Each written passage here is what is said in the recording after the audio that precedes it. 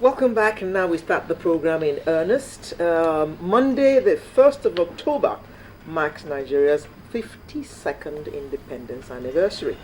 But for the second year in a row, the government has decided that it's going to be a low-key celebration, not because of the reason that was given last year, which I'm not going to remind you of, but it just seems to depict the mood of the nation at the moment with all the challenges that we are facing.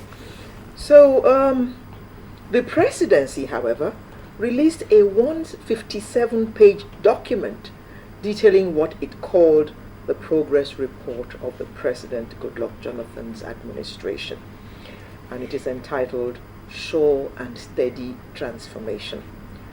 Well. The president seems to have been doing well, according to this report, and I quote, under the most daunting circumstances.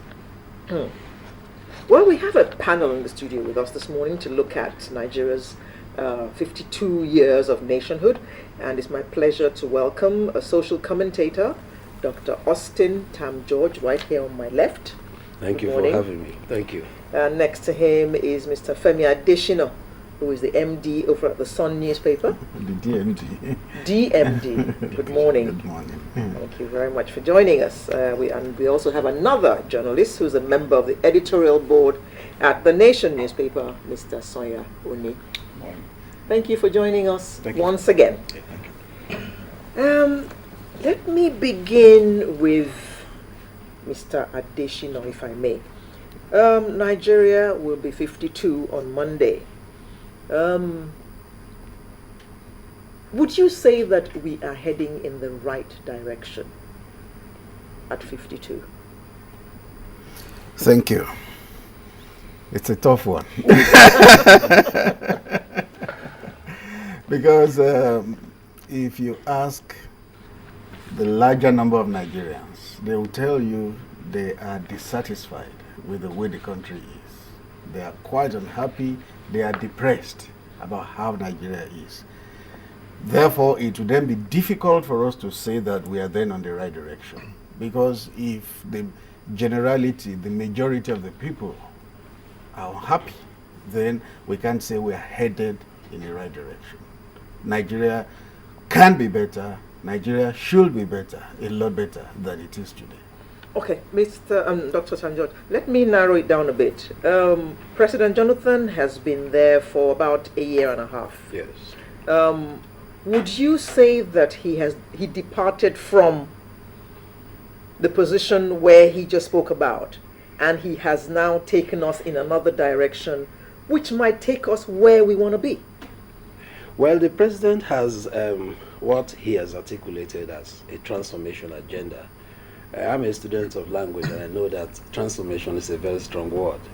And so when the administration says it has a transformation agenda, the least that we can do is to analyze the efforts of the administration on a sector-by-sector basis to see the extent to which transformation is taking place. Because for all practical purposes, you cannot transform society without people who live in that society being aware of it. And so what I think we can do in a profitable way is to see over the past 1 year or so what the administration has done on a sector-by-sector basis. I think that there is some perceptible departure from the past. If you look at the power sector, for instance, I live in Lekki, but I cannot speak for every single Nigerian across the country. But I can say from our own experience that the power sector seems to have seen some significant improvement.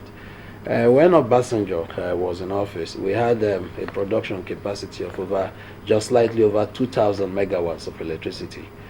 Today, as we speak, we have over 4.7 thousand megawatts of electricity. Is it enough for a country of 160 million people? No, it's by no means enough.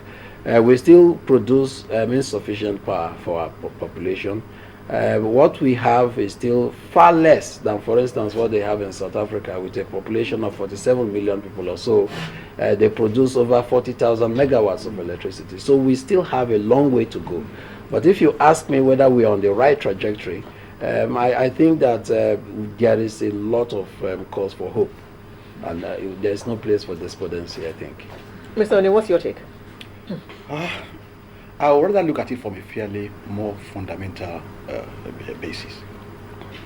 Now, a colleague once described Nigeria as a development nightmare. And what he was trying to say was, if you look at the very structure of Nigeria, the question is, can Nigeria actually move? Because he said that, yes, we do not seem to be moving in the right direction. The question is, why are we not moving in the right direction? We have a very unwieldy structure of government, an over-centralized system of government, of federalism, where the center is so large, consume more of the national resources, whereas the constituent parts that ought to actually hold these resources for development, to channel it to development areas, are not availed of these resources. Now, he spoke about the power sector reform. You know, it's amazing each time I hear a discussion about power sector reforms.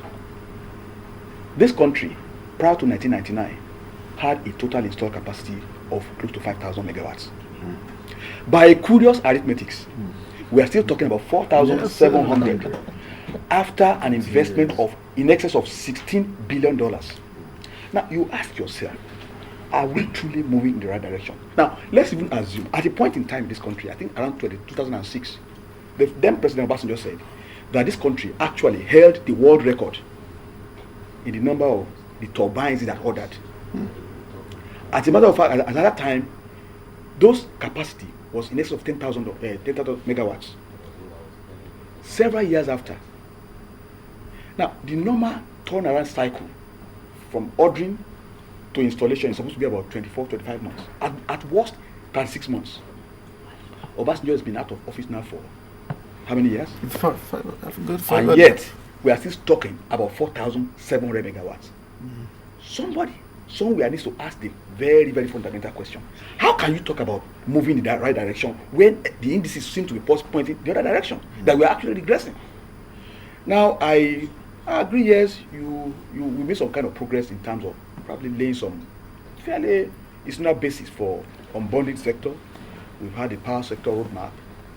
The question again is, of course, we just calculate the bidding, and then now we know, we are beginning to have an idea of who is going to run the power system. Which one? But the question is, look closely at those things. Do they really have the pedigree? Now, I always ask the question, the power sector, we've talked so much about the power sector, because it's so critical to unlocking the energies of our people.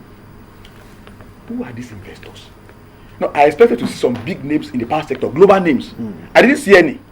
What I found were local chieftains coming up, winning this, winning that, and winning these concessions. I hope we will not wake up the next day to realize that we are back to where we started from. I think to be most unfortunate. So I do not really think that holistically, I don't think we're really moving in the right direction. Production is still at zero level. The industrial sector is not expanding. Interest rate, we are battling with unbelievable level of interest rate. Now, in America, you are struggling. You have less than 2% interest rate. Nigeria, 20-something% interest rate. And this kind of environment where you expect production to take place. Sorry, let's go back to what you mentioned regarding the issue of the people who have been bidding for the companies that will run the power sector. Now, there are names that have been mentioned. Should we be happy that we have Nigerians who have the money to invest in the power sector, and they are investing it, and they're getting international technical partners to make it happen? Or should we be unhappy and be looking forward to having international organizations coming in to transform our power sector? I hope I can share your optimism in terms of the nationalist sentiments that, look, yes, we are having Nigerians who are coming. Of course, Nigerians will at some point have to come into the sector. The question is, for a hungry country, for a country hungry for development, whether or not we can at this point, whether we can be seen to experiment with untested hands. Yes, we agree that many of them are coming with experts technical partners here and there. But you see, the question is, for a country that's been this starved of power, whether we can't do far more in terms of actually recognizing the emergency of the sector and bringing tested hands, to fast track development in this sector. That's my worry. It's not so much about the nationalist sentiment about getting Nigerians on board. Of course, Nigerians will always come on board. After all, these people will not come. Even with their expertise, they will come. They will employ Nigerians. Nigerians will be some Nigerians will be, we will have to work with them at various levels. So I agree. Yes, we can bring in more Nigerians, but I do not think at this time what we need to is to experiment. I think we've gone beyond the point of